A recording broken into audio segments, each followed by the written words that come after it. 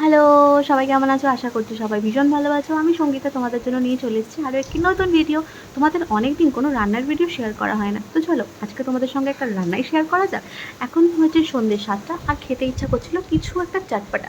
তো চটপাটা খাওয়ার জন্য তো বাইরে আমাকে যেতে হবে। তো ভাবলাম না বাইরে না যদি ঘরেই কিছু বানিয়ে নেওয়া যায়।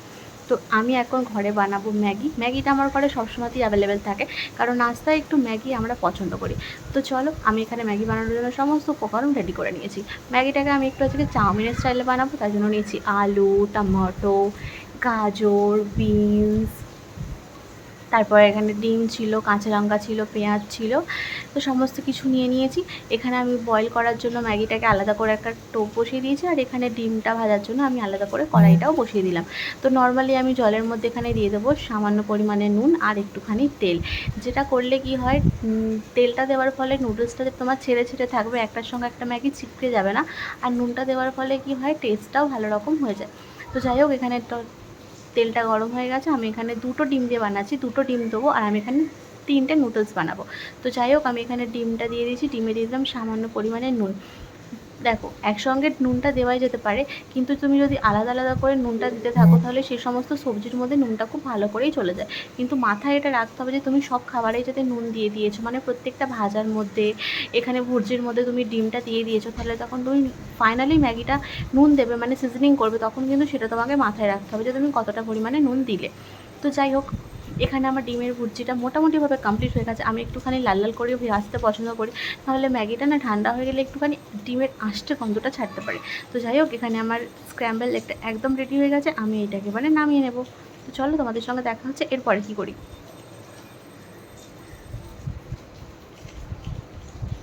তো জলটা আমি ওয়েট করছিলাম যাতে কতক্ষণে ফুটন্ত, মানে একদম বাবলস দেবে আর কি জলটাতে, ততক্ষণের জন্য আমি ওয়েট করছিলাম। জলটা ফুটতে এখন দেরি আছে, তো আমি এখানে কী করবো, ভেজিটেবলসগুলোকে ভেজে নেব। তো সবার আগে আমি এখানে দেখছি রসুনের বাটা আর একটুখানি আদা বাটা। অ্যাকচুয়ালি এখানে রসুনের আর আদার কিমাটা ব্যবহার করি আমি বেসিক্যালি, কিন্তু আজকে আর কাটলাম না, আজকে একটু একটু করে ওই পেস্টই দিয়ে দিলাম।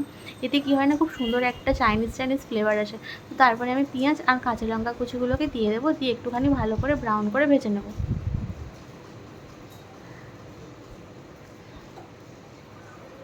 সামান্য পরিমাণে নুনটা দিয়ে দিলাম যাতে পেঁয়াজটা খুব তাড়াতাড়ি নরম হয়ে যায়।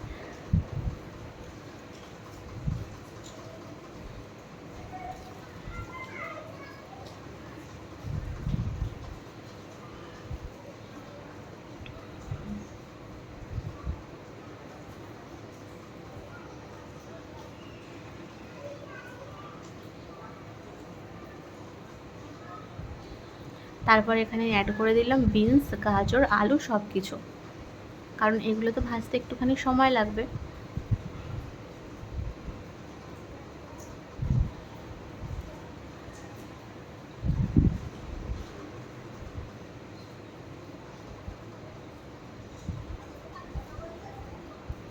আমি এখানে দিয়ে দিচ্ছি হলুদের গুঁড়ো,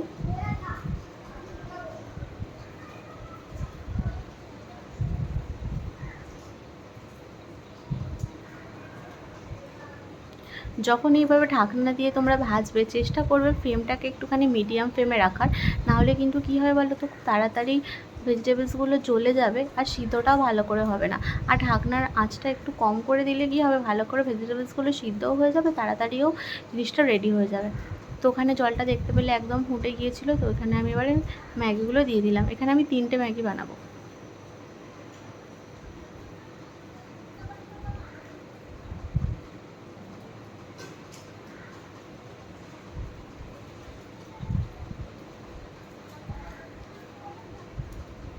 এইভাবে দুদিকে ম্যাগিটা বসিয়ে দিলে কী হয় বলো তো, আলাদা করে আগে ম্যাগি বয়েল করো, তারপরে ভেজিটেবলস তাদের মধ্যে দাও, এই ঝামেলাটা একদম থাকে না।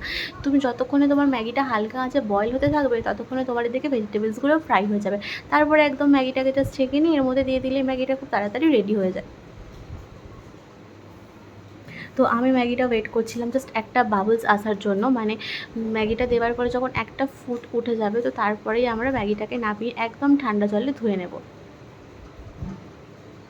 এই যে দেখতে পেয়েছো বাবলসটাকে উঠে গেছে। তারপরে সঙ্গে সঙ্গে একদম ওয়েট না করে এটাকে আমরা ঠান্ডা জলে ধুয়ে নেব, কারণ যতক্ষণ তুমি এভাবে গরম রাখবে এটা কিন্তু কুকিং প্রসেসেই থাকে, তো যতক্ষণে তুমি এটাকে ঠান্ডা করছো এটা একদমই গলে যাবে। আর হাতের সাথে লেগে গেলে জিনিসটা খেতে ভীষণ বাজে লাগবে, যেটা অনেকের ক্ষেত্রেই হয়। তো এই যে আমি একদম এখানে ডাইরেক্ট ঠান্ডা জলে ভালো করে এটাকে ধুয়ে জলটাকে আবারও ঝরিয়ে নেব।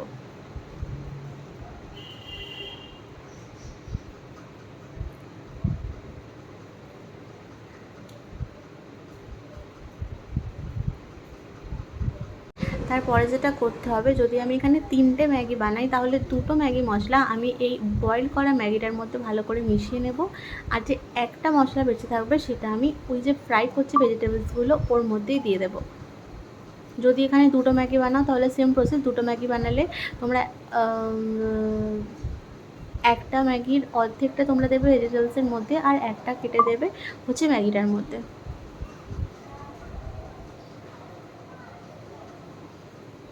তো দিয়ে দিলাম, দেখলে দিয়ে এটা আমি ভালো করে আর একটুখানি ভাজা হতে দিয়ে দিলাম। এই যে হয়ে গেছে আমার ভাজা ভালো করে, তার মধ্যে আমি এখানে ম্যাগিটাও দিয়ে দিলাম, দিয়ে এটা আমি ভালো করে একটুখানি মিক্স করে নিচ্ছি।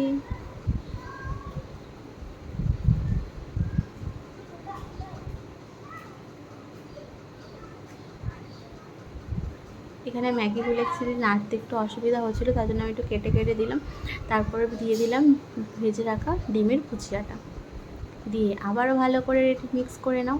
মিক্স করে নিয়ে জাস্ট 2-3 মিনিট ভালো করে নাড়াচাড়া করে নিলে রেডি হয়ে যাবে তোমাদের একদম এগ ভেজিটেবলস ম্যাগি। তারপরে তোমরা এটাকে গরমা গরম সার্ভ করতে পারো পেঁয়াজ, শসা, কেচাপ সবার সাথে। আর যখন তোমরা লাস্ট পজিশনে মানে যখন তোমরা এটাকে জাস্ট মিক্স করবে তখন চেষ্টা করবে ফ্লেমটাকে একদম লো করে রাখার। এই যে দেখতে পাচ্ছ আমার ম্যাগি রেডি হয়ে গেছে। তো চলো আমিও টেস্ট করে দেখি, আর তোমরাও এভাবে বানিয়ে দেখো, আর আমাকে অবশ্যই জানিও কীরকম লাগলো। তোমাদের সঙ্গে দেখা হবে আবার এরকম একটা সুন্দর কোনো রেসিপি নিয়ে। ততক্ষণের জন্য টাটা, বাই বাই। চলো দেখা হবে আবার কোনো নতুন ভিডিওতে।